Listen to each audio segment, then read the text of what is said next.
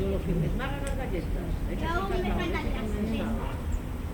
Mezclas bien y hasta te las molas. Lo que pasa que hay que mezclar con la mano. A mí siempre se me queda pringosa la mano. Pero como son para mí, siempre me quito el dedo. Ay, yo las manos se me quito el dedo. Hay que probar, claro. A ver, pero que no cuidadito, no te cojo un cucharón y te lo tomes todo. Una cuchara grande. A ver, ¿Está mal o qué? Hay que probar. Hay que probarlo, si está mal. Tú imagínate que tienes invitados, haces una comida, no la pruebas, o le falta sal, o en vez de sal echas azúcar. Yo soy una señora que a la sopa en vez de sal echó azúcar un día. Imagínate cómo estaba la sopa. La sopa dulce. Venía bien. No se equivocó, tenía los dos paquetes juntos. Venía bien. A mí no me gustó.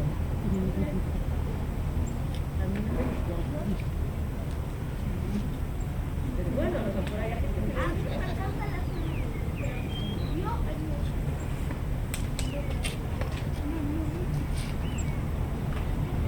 Pero hay que probarlo, claro. No se prueba, no se sabe. La probé porque claro, se equivocaron. Y cuando haces así, pones una cara de esto que es.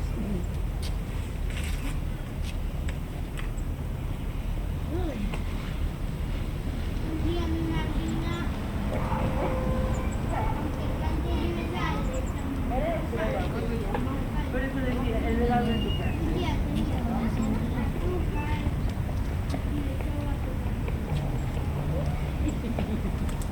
Pues no sé yo, si la sopa sabe rara, no sé yo el caldo como sabrá.